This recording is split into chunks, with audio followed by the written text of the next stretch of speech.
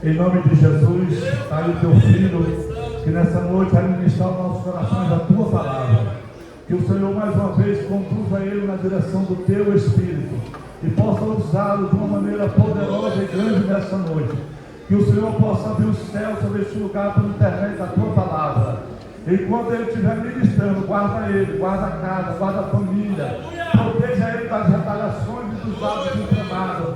Cobre mais uma vez com teu sangue e te pedimos, Espírito de Deus, fale conosco neste lugar, pois queremos ouvir a tua santa e poderosa palavra, Deus, em nome de Jesus.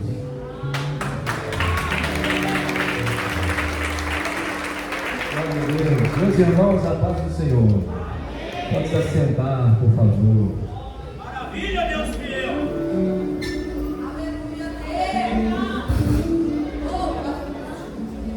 Meus irmãos, é uma honra estar aqui, viu? É um prazer, é um privilégio estar aqui com vocês mais uma vez. Eu estava aqui no 16º ano, né, pastor? Eu estava aqui no ano passado, na festividade também. Já está agendado? É um prazer. Eu, na verdade, acompanhar tudo isso, poder ser tão abençoado quanto fui todas as vezes que estive aqui, é uma honra. Então eu quero agradecer a Deus por todas as vezes que o Senhor nos tem proporcionado condições físicas e espirituais para que possamos estar aqui com vocês, adorando a Ele, servindo a Ele de todo o nosso coração. Aos pastores dessa igreja, ao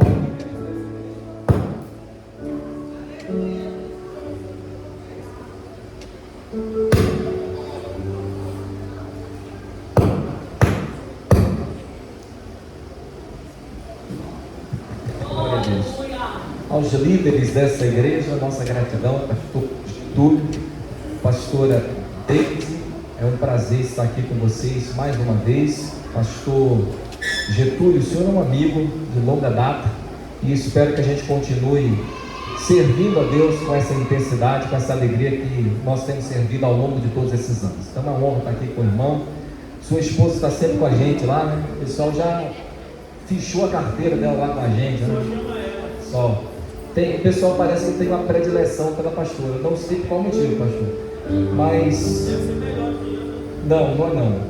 Mas eu queria agradecer a Deus pela amizade de vocês, pelo carinho igual e que é recíproco também em relação à minha família. Nós amamos vocês e desejamos poder ser útil nessa obra tanto quanto for possível. Deus abençoe, viu? Pastor Giovanni também, a Deca, pessoal do Pedregal, da Deca, veio não? Olha lá, coisa linda, né? A pastora está aqui. O Senhor tem abençoado de uma forma especial a igreja, né? E eu creio que o Senhor ainda tem muito mais frutos para dar àquela igreja. E eu quero viver para contemplar a vitória daquele ministério, desse ministério também ali no Pedregal, tá bom? Deus abençoe a vida de vocês. Já falei com seu pai ali, bem, Deus abençoe. E a todos os obreiros, irmãos, pastores, evangelistas, homens de Deus que aqui estão.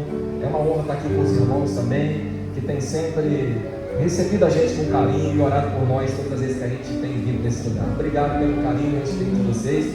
Pastor Rony também, nosso amigo também, está com a igreja abençoada aqui. Eu estive lá em 2012, por aí 2013. Ele disse que é porque a gente não quer ir lá, mas não. Ele tem uma ressalva quanto a gente lá no Pacaembu, né? Mas Deus abençoe o senhor, viu? Uma honra também estar aqui com o senhor, com sua igreja querida. Sei que tem muito mais gente, se viesse todo mundo, certamente não ia caber. Porque a gente vai para lá de fora, porque o Pacaembu tem sido inundado por um avivamento especial. Na Assembleia de Deus, Deus é vida, tá certo? Deus abençoe a vida de vocês. E a todos os irmãos, vocês são abençoados, honrados. É um privilégio estar aqui com todos vocês, essa banda maravilhosa. E a nossa igreja deve. Cadê os irmãos? Está ali. Apresentou lá o pastor Daniel. Cadê o pastor Daniel? Levante a mão aí, irmãos. Já declararam aí sobre ti isso aí. O pastor declarou sobre a tua vida. Acredita nisso, irmão. Deus tem essa vocação para a tua vida. Minha querida esposa também está ali atrás. Missionária Ariane está ali atrás. Minha filha também está ali, Carol. Meu filho não pôde estar, está num evento com os jovens. missionária Áquila, o evangelista, o Hélio também estão aqui. Deus abençoe a vida de vocês. Lideram um departamento muito especial. Até estava lembrando aqui, né? Aliás, eu vim representando filhas aqui e na roupa, na vestimenta, para honrar o trabalho de vocês também. Deus abençoe a vida de vocês. Meus irmãos, eu quero ler um texto no tema que nos fora oferecido. Aleluia! Último livro da Bíblia. Este é o livro da revelação, é o livro do Apocalipse. Livro do Apocalipse, capítulo 5. Localize na tua Bíblia esse endereço. Apocalipse, capítulo 5. Nós iremos ler do início do capítulo 5 e prosseguiremos a leitura até o versículo número 10. Apocalipse, capítulo 5, versículo inicial, vamos ler até o versículo número 10. Está escrito: e eu vi na mão direita do que estava sentado sobre o trono um livro escrito por dentro e por fora. Diga: por dentro e por fora. Diga: selado com 7 selos.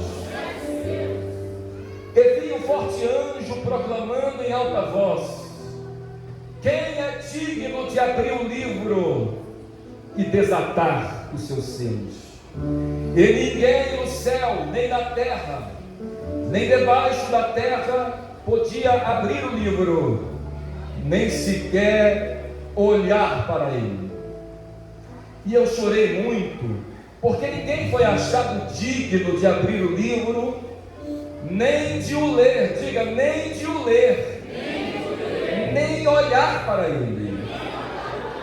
E um dos anciões me disse: não chores, eis que o leão da tribo de Judá, a raiz de Davi, venceu para abrir o livro e soltar seus 7 selos.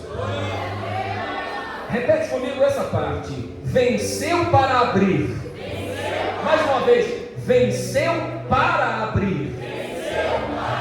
E eu olhei e eis que no meio do trono um dos 4 seres viventes, e no meio dos anciãos um cordeiro como que estava ou que tivesse sido morto. E tinha 7 pontas, 7 chifres, 7 olhos, que são os 7 Espíritos de Deus enviados para toda a terra. E ele veio e tomou o livro da minha mão direita, daquele que estava sentado, isto é, sobre o trono. E quando ele tomou o livro, os 4 animais, seus 24 anciãos, se prostraram diante do cordeiro, tendo cada um harpas e recipientes de ouro cheios de perfume, que são as orações dos santos. E eles cantavam um novo cântico, dizendo: digno és tu de tomar o livro e abrir-lhe os selos, porque foste morto, e com o teu sangue para Deus nos comprastes, de toda tribo, língua, povo e nação, e para nosso Deus tu nos fizestes reis e sacerdotes, e nós reinaremos sobre a terra. Feche seus olhos, coloque a mão aqui, por favor. Você consegue falar com o Pai por alguns instantes? Fala com Ele aonde você estiver nessa noite. Diga para Ele o que tu viestes fazer nesse lugar. Diga para Ele quais os propósitos do teu coração. Diga para Ele qual a tua intenção, qual o teu desejo, o teu anseio nessa noite. Quanto a mim, meu Senhor, sou teu servo. Eu vim para servir os meus irmãos, e o faço pela força do teu Espírito. Não poderia fazer confiado na minha capacidade, não poderia fazer confiado na experiência e no tempo ministerial. Não poderia fazer porque acho que devo ou imagino que seja capaz. Não deveria fazer por ser amigo, Senhor, íntimo dessa igreja e da liderança dela. Não deveria fazer porque aleatoriamente tenha escolhido um texto e trazido à tua igreja para dissertar palavras bonitas que agradassem os ouvidos, contudo não pudessem sarar no coração. Venho e aqui estou em total, plena, absoluta, integral dependência do teu Espírito Santo, para que por misericórdia e para o teu louvor tu possa usar cada um de nós, porque ao passo que um prega, os outros também atentos ouvem a tua palavra, os outros também atentos glorificam o teu nome e também intercedem por tudo que está acontecendo. Senhor, fale ao nosso coração por graça e nos abençoe nesta noite de uma forma muito especial, em nome de Jesus. Os que creem, levantem as mãos para glorificar ao Senhor nesta noite e tome o seu assento, dando glória para Jesus.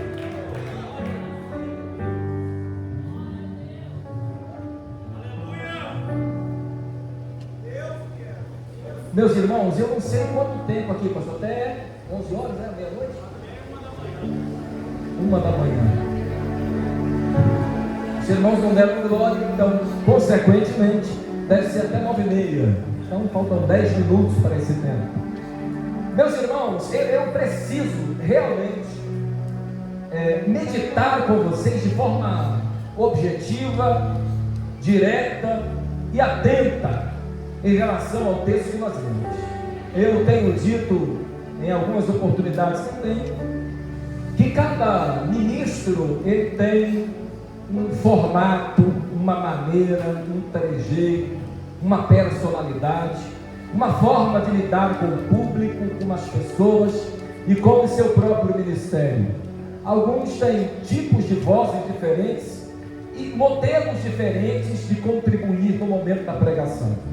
Mas eu quero crer que, independente da forma, independente desse modelo exterior, o que importa para todo e qualquer pregador que se proponha a pregar é que o tal pregue a palavra. Afinal de contas, a igreja precisa ouvir, atentar-se para a palavra. A igreja precisa conhecer e colocá-la em prática. A igreja precisa ser alvo contínuo do ensinamento que provém somente da palavra de Deus. Em tempos que nós temos assistido pessoas que, se valendo apenas da capacidade aparente, nos enganam com falácias que não estão no conteúdo da palavra de Deus. E às vezes, na ideia de sermos abençoados, atendidos pela necessidade imediata que nós temos, nós levantamos as nossas mãos com alegria, derramamos as nossas lágrimas e nos fiamos, acreditando em palavras que não provêm de Deus. E com isso, a igreja tem se alimentado de algumas coisas que não nutrem a sua necessidade espiritual. Mas a verdadeira igreja do Senhor, ela ouve, ela atenta-se para a palavra de Deus, porque ela contém todas as vitaminas e proteínas necessárias para que o homem e a mulher de Deus funcione e se habilite para viver na terra, ultrapassando qualquer desafio e aguardando com ansiedade a volta, o retorno de nosso Senhor e Salvador Jesus. E por esse motivo, por nos preocuparmos tanto com a performance, nós não temos visto tantos jovens pregadores acenderem a oportunidade de assumirem essa tribuna para pregar a igreja. Porque todo jovem pregador, ele precisa se basear em outro. E se ele não conseguir alcançar nível parecido aproximado, ele se sente frustrado em seu ministério. Essa mesma frustração, pastor Rony, acontece com pastores que muitas vezes tem que provar para a igreja vizinha que ele é tão capaz, que a sua igreja tem muita gente, que o seu evento é uma bênção e que seu ministério precisa ser validado pelos homens. Isto passa no coração de muita gente, e por esse motivo nós não temos visto muito desejo entre o povo de que alguns sejam outra vez levantados para serem ministros dessa palavra, porque nos medimos pelo outro, e olhando para o outro, a gente se vê incapaz. Mas olha, deixa eu dizer uma coisa para você: a cada um Deus deu uma missão, cada um Deus chamou de uma forma, cada um o Senhor usa de uma maneira. Você não precisa ser cópia, você não é o eco da voz de outrem, você é voz autêntica, você é voz original. Você pode até se inspirar em outros, você pode até se basear em outros, você pode até copiar algumas coisas, mas não pode viver em função disso, porque da maneira que Deus lhe chamou, é dessa maneira que Ele deseja lhe usar. E eu quero que carinhosamente você olhe para alguém e diga com fé para ele: Deus lhe chamou para uma obra, e da maneira que Ele lhe chamou, permaneça. Não se demova, não se mova para lugar algum. Fique naquilo que Deus lhe chamou para realizar. Eu não sei ao certo, de forma humana, por que essa introdução, mas talvez você saiba. Porque muitas vezes você tem esse sentimento de querer provar para alguém o que você é. O que canta precisa provar que canta melhor. O que toca precisa provar que toca melhor. O que prega precisa provar que prega melhor. Ele tem que fazer caras e bocas. Não é? Tudo que ele faz é baseado no que os outros estão pensando dele ou dela. Ninguém nunca vai chegar a lugar nenhum dessa maneira. Seja você e faça o que Deus lhe chamou para fazer. E Deus lhe honrará inevitavelmente quando você é apenas e tão somente um verdadeiro adorador. E quem o adora, adora em espírito e em verdade. Quem o adora independe do tamanho do lugar ou de quantas pessoas estejam ali. Quem o adora independe de quantos instrumentos estejam dispostos no altar. Quem o adora, adora de todo o seu coração e sob quaisquer circunstâncias. Adora hoje, adora amanhã, adora no aniversário, no congresso unificado e adora nos cultos semanais. Adora à noite no culto, adora na oração de dia, na consagração em seu lar. Adora em casa, adora na rua, adora no trabalho. Adora enquanto encontra com as pessoas e as toca, e adora também nas redes sociais. Que crente que é crente, tem vida de crente, palavra de crente, comportamento de crente, aqui e na rede. Vocês querem ouvir sobre o leão, né? O leão é aquele que decidiu mudar a nossa sorte. O leão é aquele que decidiu mudar a nossa história. O leão é aquele que veio para impregnar na tua mente uma nova forma de ver o mundo. O leão é aquele que veio instalar dentro do teu ser uma capacidade diferente. Portanto, o leão nos repara enquanto seres humanos, não somente no momento do culto, mas nos repara para uma vida inteira. E nós perceberemos isso no texto que nós acabamos de ler. Tem muita gente pensando, e aliás até isso é uma máxima no meio de muita gente inteligente, que a vida caminha num modo cíclico. Cíclico quer dizer que aquilo que aconteceu ontem, vai acontecer amanhã, e as coisas vão girando assim como num círculo, e nada novo acontece, e a gente não chega a lugar algum. Mas a vida em Deus, pastor, não é cíclica. A vida em Deus é linear, é reta. Ela caminha para um final, ela caminha para um destino. Nós estamos aqui cumprindo uma missão, e nós temos um prazo para cumprir essa missão, e daqui a pouco nós ouviremos o chamado daquele que nos chamou para a eternidade. Esta vida caminha para um fim. Se alguém estiver imaginando que vai viver o que quer, que vai fazer o que quer, e isso não vai dar em lugar nenhum, esse alguém está completamente enganado, porque o Messias instalou para nós um caminho, e esse caminho tem um fim, e ele está pronto. A vida não anda em círculos. Existem coisas que aconteceram ontem, que poderão acontecer hoje ou amanhã, mas a vida em Deus está caminhando para um final, e você precisa estar preparado para o final dessa história. Você não pode viver a vida em função apenas das coisas que estão acontecendo no seu dia. Você precisa imaginar que existe um destino para cada um de nós, e nós precisamos estar prontos para essa destinação final. Você não pode limitar a sua vida à ideia de que a vida se limita a apenas gozar do que a vida propõe, do que o dia propõe, do que as oportunidades propõem, como se não tivéssemos que prestar conta de tudo. Haverá um tempo que todos nós haveremos de comparecer à presença daquele que se entregou para que fôssemos feitos novas criaturas. E quanto mais o tempo passa, mais vemos que o grande dia se aproxima. A vida tem um fim, e infelizmente alguns vivem como se essa vida não fosse terminar.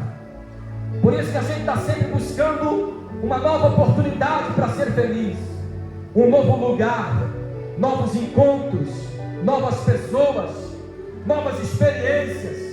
Estamos sempre buscando algo novo. Até mesmo no nosso arraial, a gente precisa sempre formular algo novo, que as pessoas estão em busca de autossatisfação. Mas na verdade, esta carne só tem um destino: do pó ela veio, e para o pó ela vai voltar. É preciso viver como se o dia de hoje fosse o último dia de nossa vida, e esta fosse a nossa última oportunidade. Não busque mais aventuras, não busque mais por coisas e lugares, por coisas e pessoas. Busque o leão, busque o eterno, busque o excelso, porque talvez você não tenha novas oportunidades. Voltemos ao texto que nos propomos. Algumas coisas precisam ser observadas, e eu quero reuni-las com vocês. O texto começa: eu vi um livro sobre a mão direita daquele que estava assentado no trono.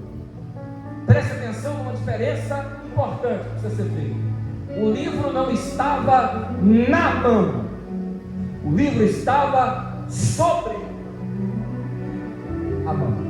Vou repetir: o livro não estava na mão. O texto original não é na mão, como que segurando de qualquer forma, era sobre a mão.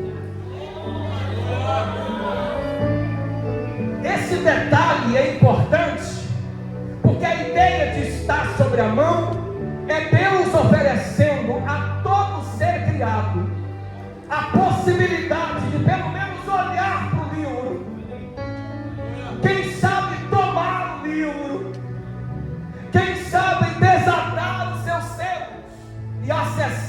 fazer o conteúdo. Sobre a mão é Deus dizendo ao homem: a vocês é dada a falsa ideia de que vocês sabem o que fazer, mas sem mim, diz o Senhor, nada podeis fazer.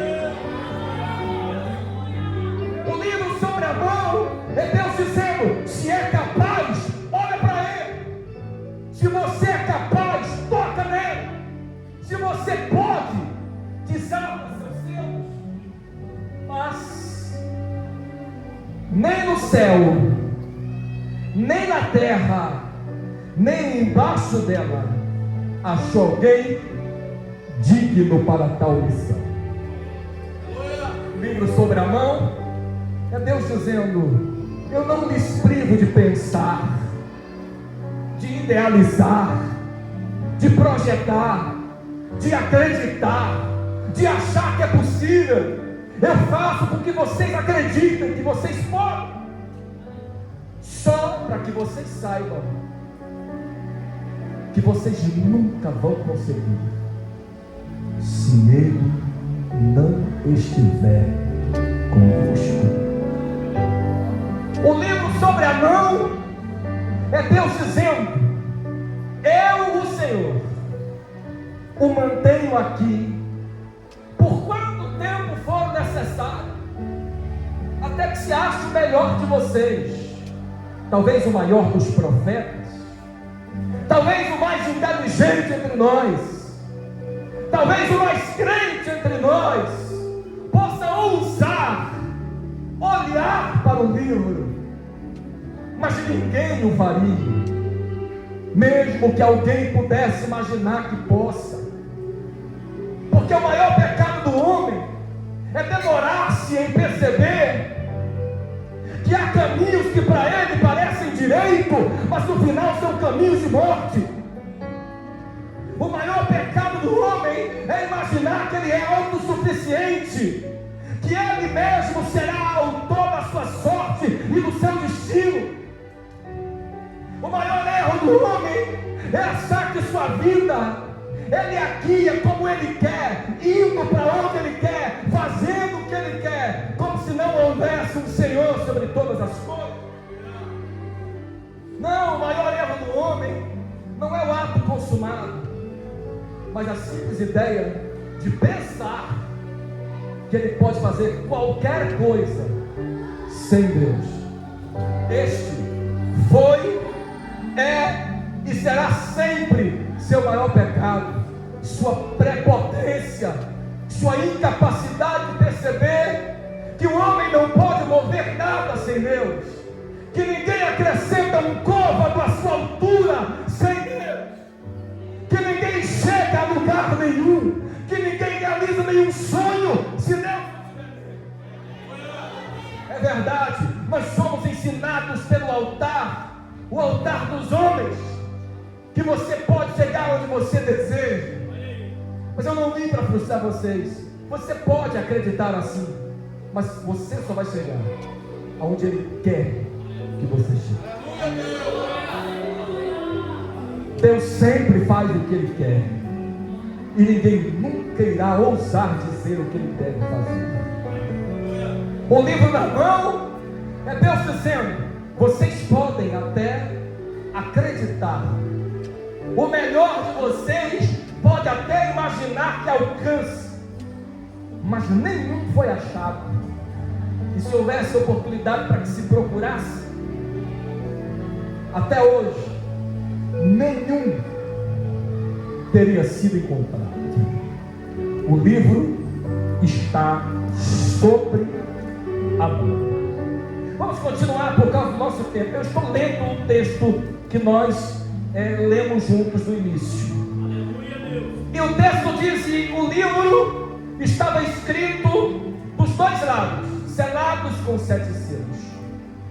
E eu vi um anjo poderoso que clamava em alta voz, como voz de um trovão, e dizia: quem há que possa abrir o livro?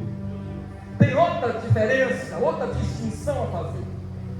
Não é o que pode abrir o livro, mas é quem pode abrir.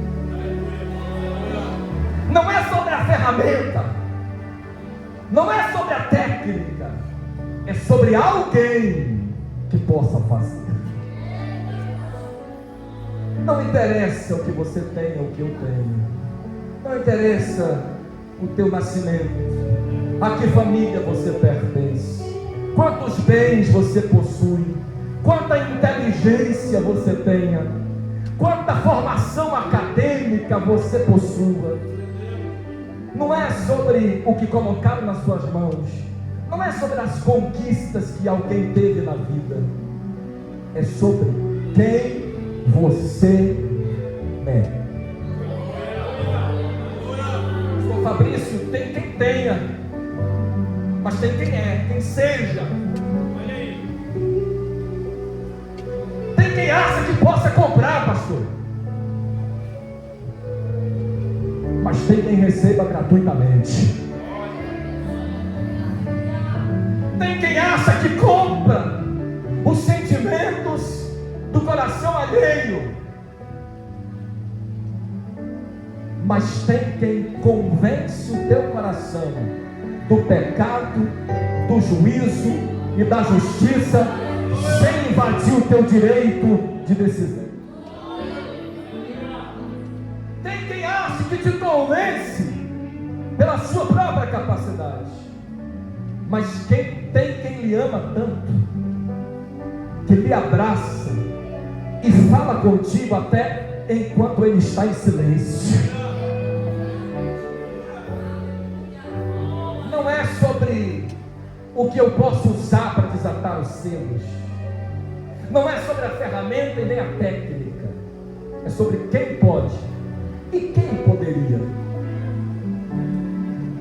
Quem poderia não se achou em nenhuma instância, em nenhum grau, em nenhuma esfera. Ninguém podia abrir ou desatar os selos.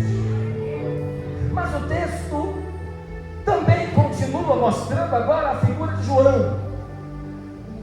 João, pastor, hoje está chorando, porque à luz da voz daquele que clamava, ninguém podia abrir. E João está chorando. Talvez essa seja a primeira e a última vez que os céus, embora a contemplação seja espiritual, mas parece que naquele lugar deve ter sido a primeira vez que alguém chorou naquele ambiente. Aquele ambiente até tem lágrimas, mas que estão derramadas dentro de um odre, que são a oração de cada um de vocês, que são levados à presença de Deus. Mas aquele ambiente tem alegria e adoração, porque todos estão declarando: digno é o Cordeiro que foi morto e reviveu, de receber a honra, a glória, a soberania, a majestade, o louvor para sempre. Mas João está chorando, porque lembrem-se, João é alguém que é convidado pelos céus. Ele olhou e viu uma porta aberta nos céus, e o Senhor disse: sobe para cá, porque eu tenho algo para tratar contigo. E o Senhor fala com ele naquele ambiente, numa esfera entre céu e terra, mas João está contemplando o céu. Suas lágrimas são da terra, mas o que ele vê são coisas que os céus revelam.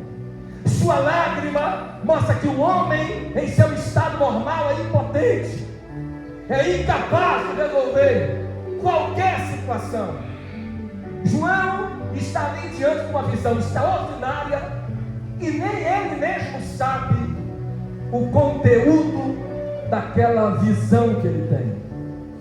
Mas ele chora, e chora sem nem saber o final da história. Deus é tão bom, Felipe, e é tão bom essa sensação de servi-lo, que mesmo que eu não saiba sobre tudo, e nem que eu não tenha ciência do final da história, eu me sinto extremamente feliz pelo momento que eu estou vivendo. Mesmo que você não saiba se todos os seus sonhos e projetos serão realizados, mesmo que você não tenha todos os projetos concretizados, mas de antemão, eu me alegro por estar em sua presença, por poder ser convidado por Ele para contemplar as suas maravilhas.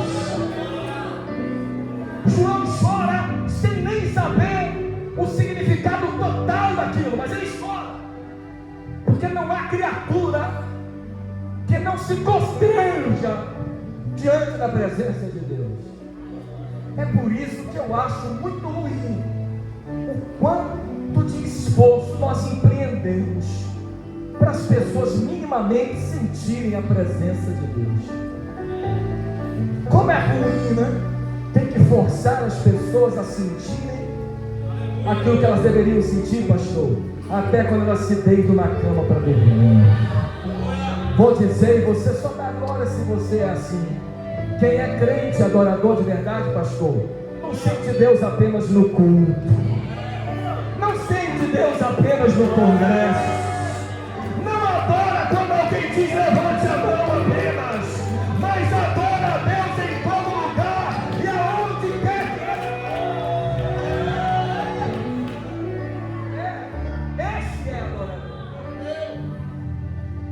Quem adora se prostra, se derrama, se entrega totalmente, porque quem adora conhece a voz do seu pastor, sabe o que ele tem para ele ou para ela, e está inteiramente disposto a viver qualquer plano que Deus tenha e seguir qualquer ordem que Deus determine.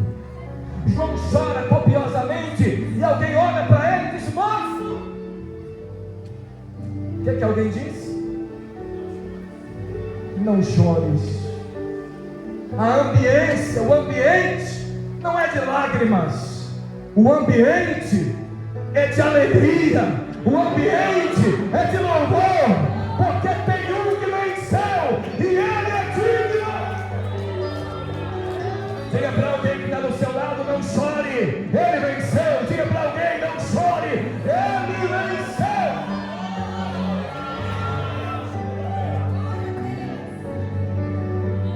E agora, venha talvez uma das partes que eu acho, pelo menos para mim, sensacional. O texto diz, a palavra de Deus diz, que é um ser angelical, um anjo, um ser brada,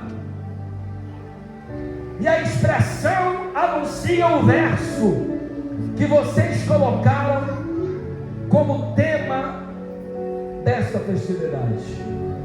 É anunciado para ele: houve um que venceu, ele é o leão. Um venceu, e ele é o leão da tribo de Judá. Ele venceu, e ele é digno de tomar o livro, de desatar os seus selos. Ele é digno, porque ele venceu.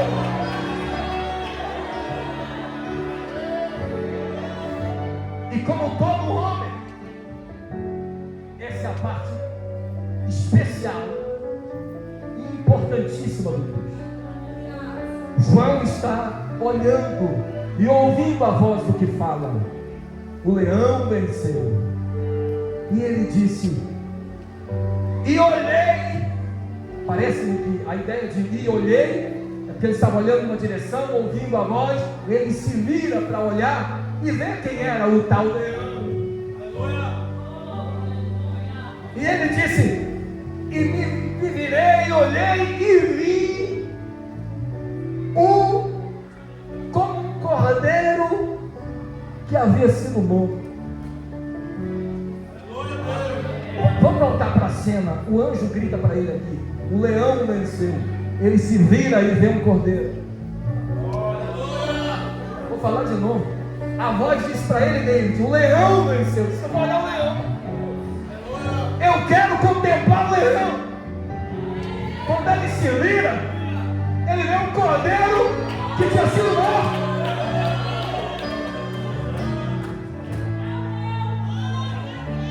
Leão é a forma como ele é apresentada.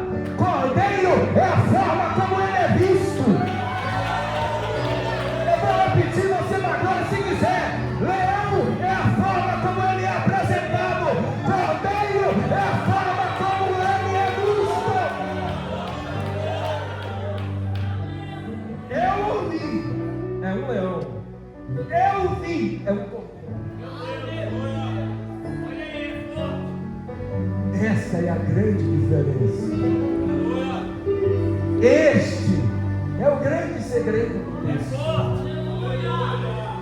Porque às vezes a imagem do leão nos transmite a falsa ideia de que Deus precisa apresentar força em sua aparência, que Deus precisa demonstrar grandeza em sua aparência, que Deus precisa apresentar armas em sua aparência, quando na verdade Ele prefere ser visto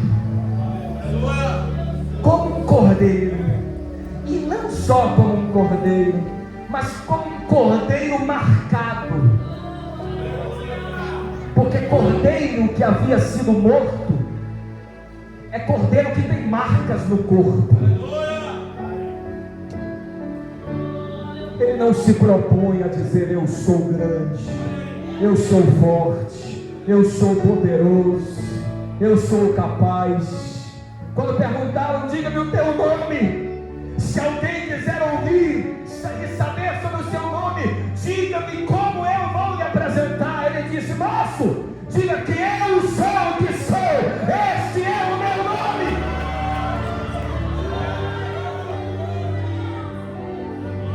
Eu não preciso de adjetivos humanos.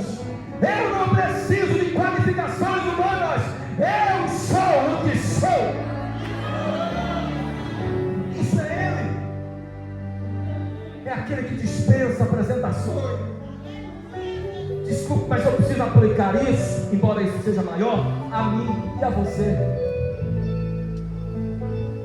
Irmão, por que essa tentativa de se apresentar bem para os homens? Por que essa tentativa de mostrar que você é melhor? Para que isso?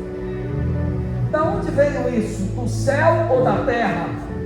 Aliás, eu acho que nem do céu nem da terra. Tem um terceiro lugar que eu poderia sugerir. Essa ideia de alguém querer transmitir para os outros suas qualidades. Supostamente alguém o cumprimenta e diz: meu irmão, a paz do Senhor. Esse irmão diria: irmão não, apóstolo, a ser visto. E porventura o título tira do Senhor a irmandade?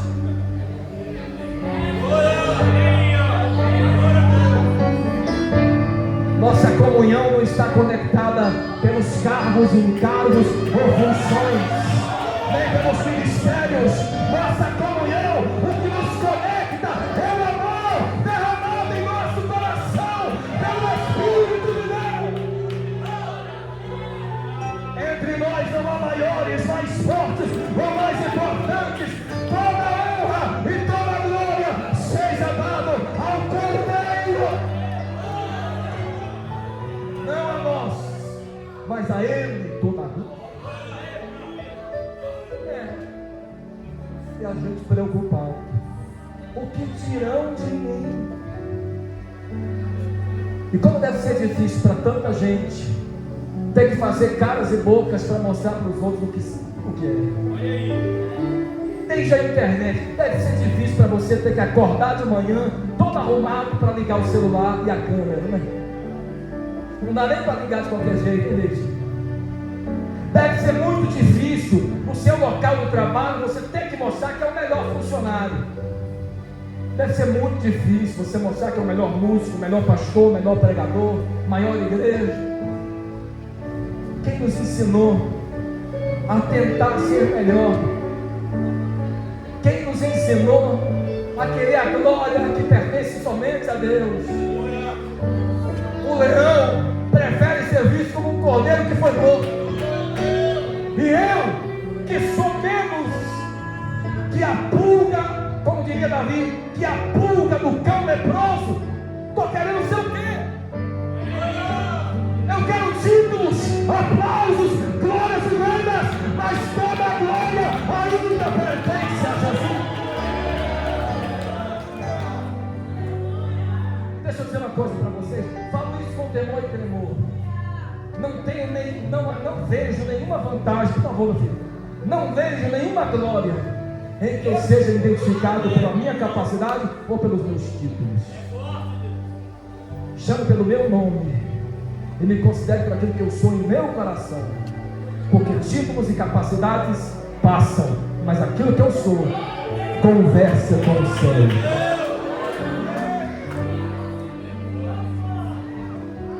O leão, diga comigo, o leão é a forma como ele é apresentado. O cordeiro é a forma como ele é visto. Essa é a diferença entre o Messias vencedor e o Messias sofredor.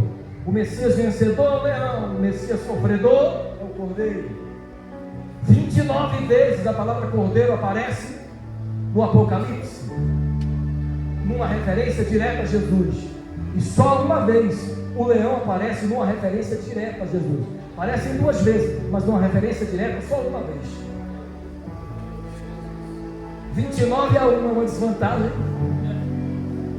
Prefiro ser reconhecido pelo que eu fiz para a glória de Deus, pelas marcas que alguém tenha feitas para a glória de Deus, do que falar com minha boca de forma hipócrita daquilo que eu mesmo não sou capaz de fazer.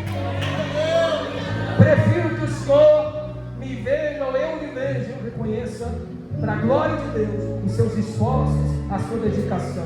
E lá no íntimo, pastor, sem que o Senhor seja ovacionado no público, tem alguém dizendo: pastor, não penso. O serviço que ele presta é muito importante. Isso não é sobre o que o Senhor diz, isso é sobre o que o Senhor faz, isso é sobre o que o Senhor é. Agora, quantos de nós não falamos daquilo que nós não somos? Quantos de nós não falamos para os outros fazerem enquanto nós não fazemos? E aí nele se cumpre aquele ditado: faça o que eu digo, mas não faça o que eu faço. Isso é hipocrisia. É falar daquilo que nós não vivemos, daquilo que nós não somos.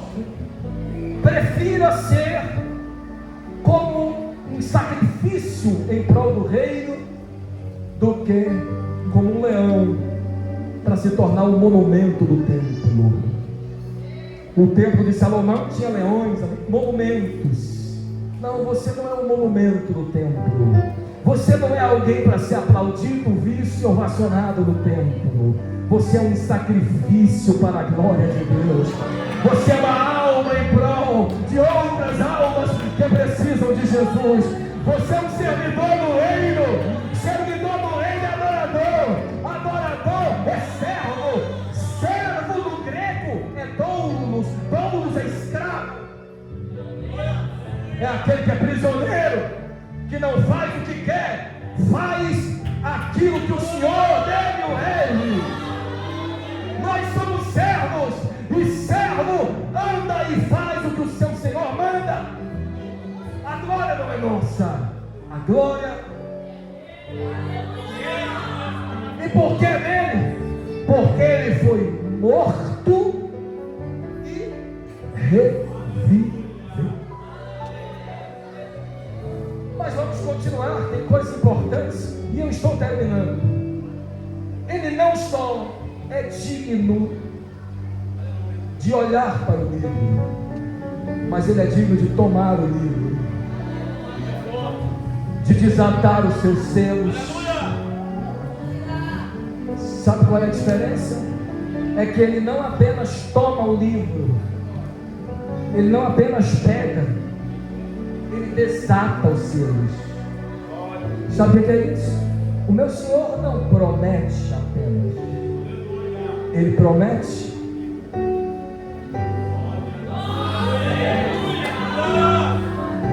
O meu Senhor não toma o livro apenas para dizer, eu posso possuí-lo. Ele o possui e desata seus selos. Porque o Deus que promete é o Deus que cumpre. O Deus que fala contigo não é homem para mentir, e nem filho de homem para se arrepender. Se ele prometeu, ele cumpre. Termino. O livro tem 7 selos. E João olha, pastor Márcio, de longe, ele vê que o livro está escrito, você leu isso comigo, o livro está escrito por dentro. Ora, se ele, preste atenção nisso, se ele consegue ver que o livro está escrito, como o texto diz, ninguém sequer podia ler o que nele estava. Pastor, ele via o que estava escrito, mas não conseguia ler o que estava escrito. Nem ler ele podia. Sabe por quê, David? No reino de Deus, as coisas têm etapas, tem fases. E se você tentar burlar qualquer etapa, você não alcançará níveis mais elevados. Ninguém pode ler, porque ninguém sequer pode olhar, ninguém sequer pode pegar, contudo acessar o seu conteúdo.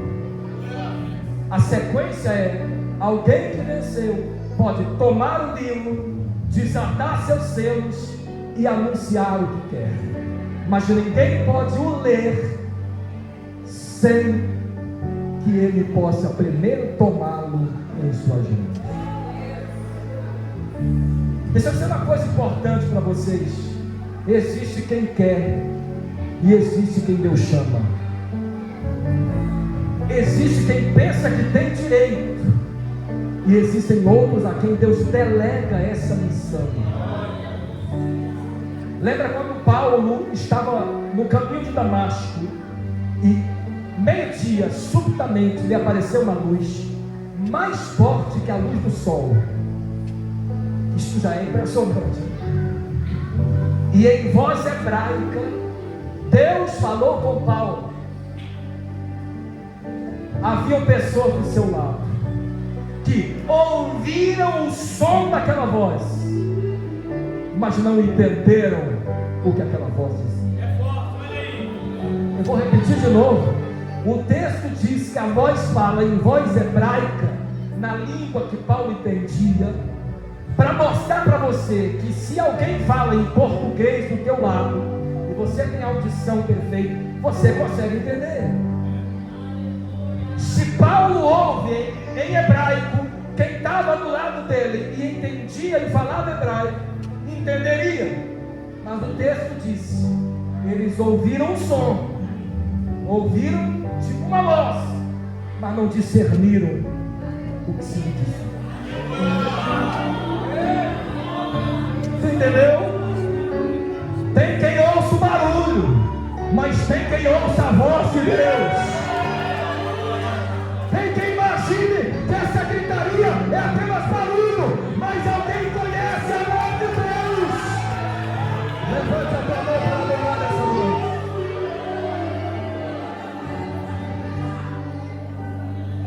E quem Deus escolhe, no caso, estava com destino a buscar cartas para matar os irmãos. Quem o acompanhava era apenas acompanhante. Ô irmão, vou falar uma coisa séria. Isso é coisa que desceu agora aqui, viu? Preste atenção. Pior do que ser o autor de uma má ideia, de um péssimo plano, é alguém que o segue sem questioná-lo. Eu vou repetir de novo. Pior do que seguir alguém que é arquiteto de planos ruins, projetista de coisas más, é alguém que segue calado do lado, sem questionar o problema. Paulo é o arquiteto do mal, é o projetista da maldade, mas tem personalidade para fazer aquilo. Quem o acompanhava, seguia-o assim, sem nem saber por que estava ali. Porque tem muita gente que é assim, a banda toca, ele dança junto. Não tem personalidade, não tem história com Deus. Mas quem tem história, ouve a voz de Deus. Quem tem história, discerne a voz de Deus. Então deixa eu dizer uma coisa para você. Pior do que não ter experiência é andar ao lado de quem não tem vida com Deus. E você julga que isso é um bom serviço. Bom serviço seria a capacidade que eu tenho de influenciar alguém a ouvir a voz de Deus. Mas não é bom serviço quando eu acompanho de forma passiva as pessoas, vivendo o que elas vivem e fazendo o que elas fazem. Isto não é vontade de Deus. Vontade de Deus é que você seja uma influência para a mudança e para a transformação.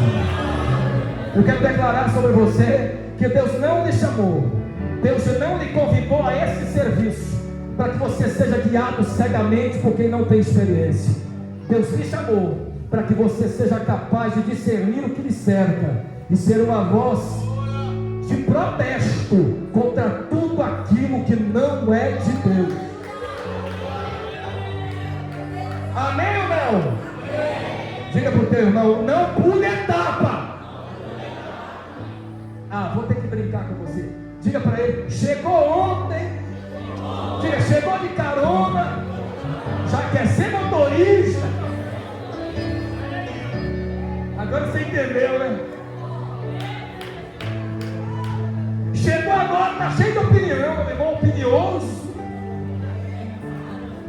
Já sabe como faz. Tu instrui ele, você diz, eu já sei. Tu lê um texto para ele, se eu conheço. Conhece, aconteceu. Conhecer não é gravar. Já digo a pregadores que estão entre nós, não se preocupem em mentalizar coisas, aprenda. Quem fala do que sabe, quem fala do que vive, fala com segurança.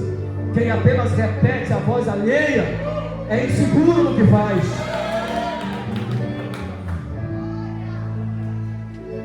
E isso acontece, meu irmão. Chegou, foi? Senta para aprender. Já falei e repito, só fica de pé para ensinar quem senta para aprender. Eu já sei como faz. Minha experiência de vida. Que experiência?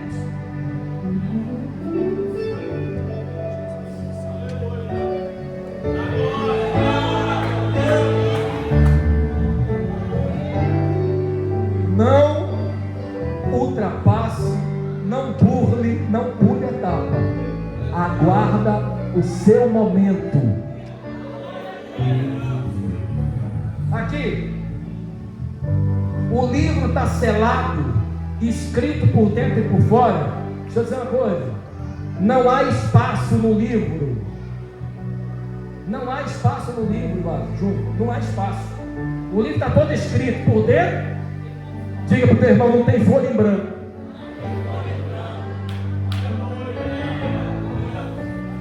Diga para ele, não tem espaço para rascunho. Diga, não tem espaço para rascunho. Não dá para escrever nas entrelinhas. Sabe por que o livro está escrito por dentro e por fora e está selado? Ninguém pode acrescentar ou subtrair nada aquilo que está escrito. Tem sempre alguém chegando com uma nova revelação, uma nova visão. Meu irmão, está repreendida essa nova revelação, essa nova visão, esse misticismo barato. Aquilo que está escrito é tudo que nós precisamos para viver.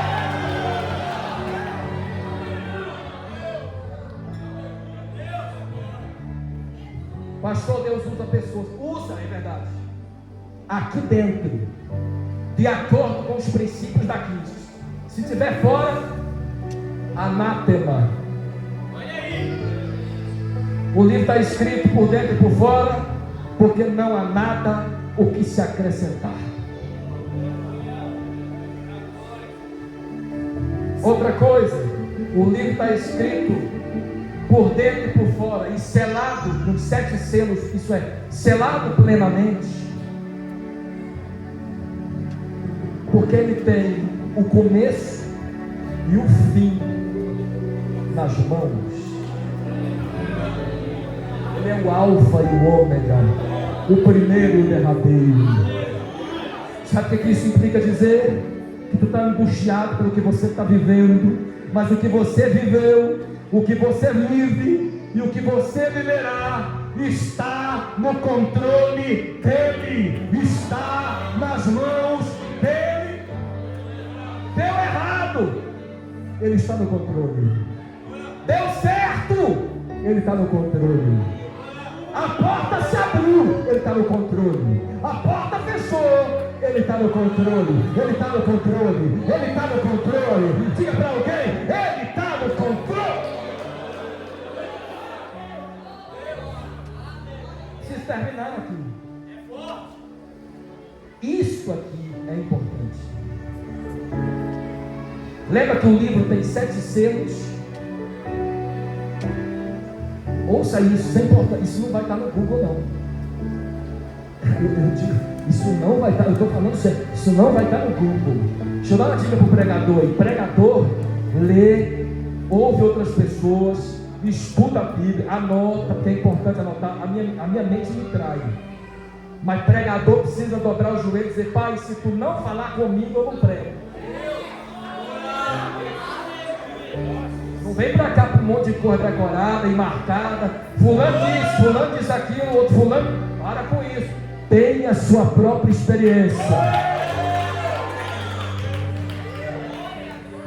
E volto a dizer o que no começo eu falei: a tua experiência não é a do outro, é a sua. Fulano dá conta, você também dá. Ninguém é melhor que ninguém. Lembra do livro? Ele tem 7 selos. Está selado por inteiro, escrito por dentro e por fora. O selo dá a impressão de que é para vedar, para fechar, como se fosse nós.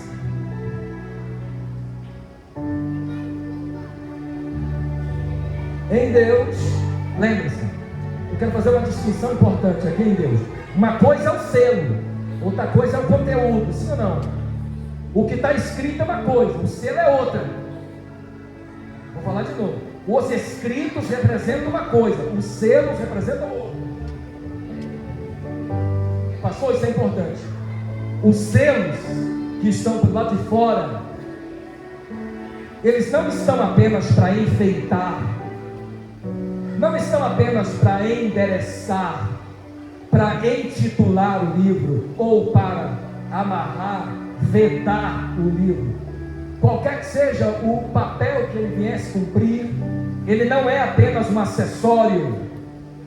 Percebam que o selo é aberto imediatamente no capítulo 6, o primeiro, o segundo, o terceiro. E eu acho que agora as lágrimas de João estão justificadas, porque à medida que cada selo se abre, as lágrimas da terra vão ser derramadas mesmo. Porque o selo não é uma coisa aparente, não é apenas um acessório, ele cumpre um papel. O que eu quero dizer isso a vocês? Que não há nada aqui ou aqui ou aqui, que seja apenas um acessório. Tudo comunica e cumpre um papel. Para Deus, nada do que você é desinteressante. Ele se importa com tudo que você é, com tudo que você fala e com tudo que você faz. Eu vou traduzir, pode, pastor Rony? Posso traduzir? O crente é reconhecido pela forma que ele fala. O crente é reconhecido pela forma que ele age. O crente é reconhecido pela forma que ele reage. O crente é reconhecido pela forma que ele veste. O crente é reconhecido por tudo isso e muito mais, porque tudo que Deus nos deu não é mero acessório, mas é para glorificar o seu nome. Amém ou não? As coisas em Deus não funcionam como acessórios, cumprem um papel. Última parte, fecho a Bíblia, mas mantenho aberta no meu coração. Eles não podiam ler, porque também não podiam olhar para lá. Não podiam nem olhar. Sabe do que isso nos fala? Em 2 minutos nós estaremos de pé orando. Sabe o que isso nos fala, pastor? Que as coisas de Deus, quando acontecem em nós de forma plena, nós temos coragem de encará-las. Mas quando alguma coisa não está funcionando bem, nem o melhor de nós consegue. Porque as coisas que Deus estabeleceu para nós são para serem encaradas de frente. Deus nos trouxe, nesse caso aqui é a parte, mas Deus nos trouxe para a vida comum na terra, dignidade, para que a gente reconheça nossa capacidade e nossa fragilidade. Deus nos deu condição de perceber quem nós somos e olhar para o outro e perceber quem ele é. Deus nos deu condições para encarar nossos maiores traumas e nossas maiores dificuldades de frente, para vê-las resolvidas diante de nós.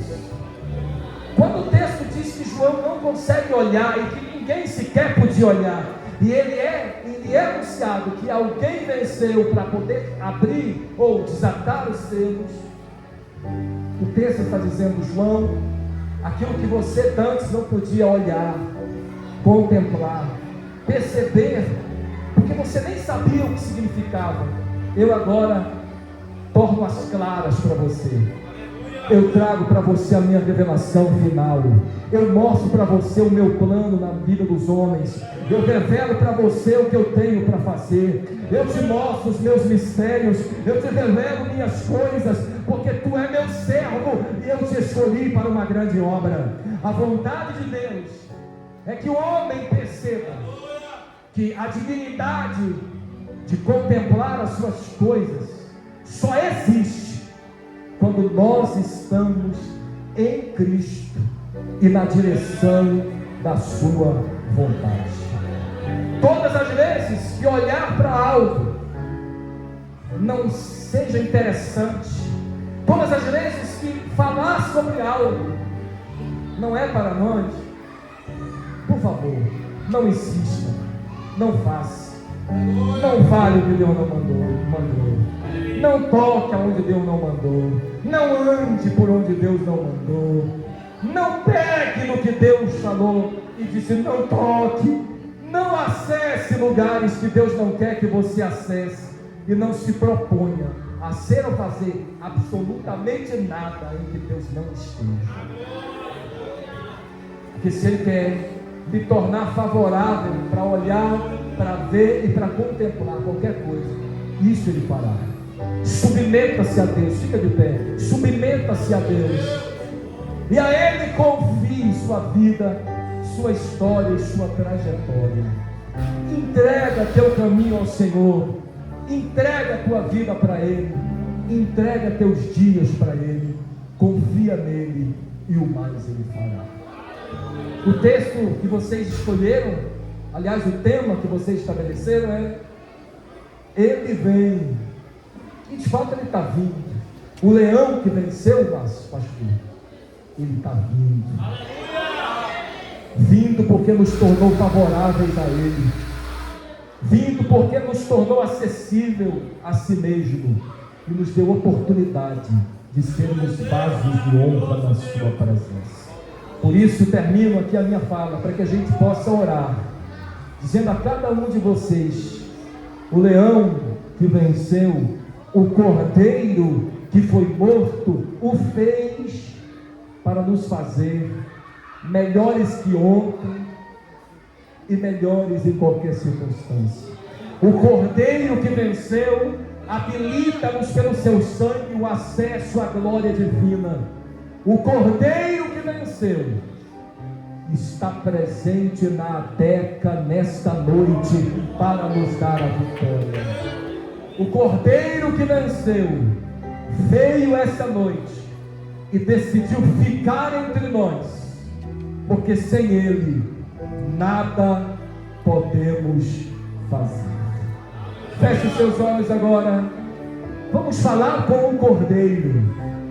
Vamos falar com aquele que foi morto e reviveu. Vamos falar com aquele que está vivo e vive para sempre e nos propõe uma nova forma de viver. Feche seus olhos, Pai. Nós louvamos o Teu nome, Senhor. Nós exaltamos o Teu nome, Senhor. Não há ninguém como Tu, Senhor. Não há outro que eu conheça. Tu és o único digno de receber a honra, a glória, o louvor e a adoração. Tu és o único, Senhor, que merece o nosso serviço, a nossa prestação de contas, a nossa integridade, o nosso comprometimento e a nossa entrega total. Senhor, nós abrimos o nosso coração para Ti, entregamos o nosso ser diante do Teu altar nessa noite, porque entendemos que só o que o Senhor fez será suficiente para nos garantir a vitória. Não é pelo que nós temos feito, não é pela nossa capacidade, não é pelo nosso poder, não é pela nossa identificação aqui na terra, é pela Tua misericórdia. Senhor, muito obrigado por esse favor não merecido que o Senhor ministra sobre nós. Pai, que nessa noite Teu nome seja exaltado na vida da Tua igreja. Homens, mulheres, crianças, jovens e adultos sejam abençoados pelo poder do Teu nome. E haja, Senhor, em nós o mesmo Espírito que também houve em Cristo, que em sua humildade se humilhou até a morte e morte de cruz. Assim também o nosso coração seja cativo à Tua presença, entregue aos Teus cuidados, para que por Ti possamos alcançar misericórdia, acessar lugares e portas que o Senhor abriu, contemplar visões que só o Senhor entrega e falar de mistérios que a Tua palavra tem a ser entregue. Senhor, muito obrigado por essa noite maravilhosa. Abençoe a Ateca, esse ministério tão precioso. Venha o 18º, 19º, 20º ano, e assim, Senhor, cada vez mais a Tua bênção repouse sobre esse lugar, sobre cada obreiro, cada igreja aqui representada, cada ministro desse altar, e em especial aos líderes dessa igreja. Os abençoe, meu Deus, com toda sorte de bênçãos, e dê para eles a Tua vitória e a Tua bênção, não só hoje, mas para todo sempre, em nome de Jesus. Jesus, levante a mão direita, levante a